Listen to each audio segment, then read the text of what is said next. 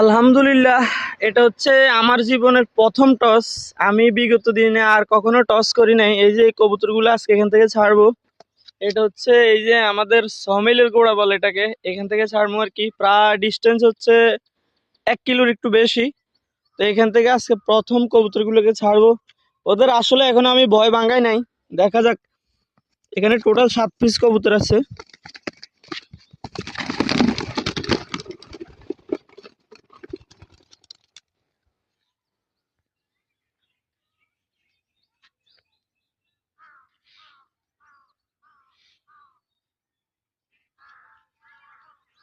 ওই যে ওরা অনেক দূরে চলে গেছে, এখনো প্রচুর কুয়াশা, সবকিছু পুরো ক্লিয়ার বোঝা যায় না। এই যে এখানে 4টা কবুতর, এই যে এখানে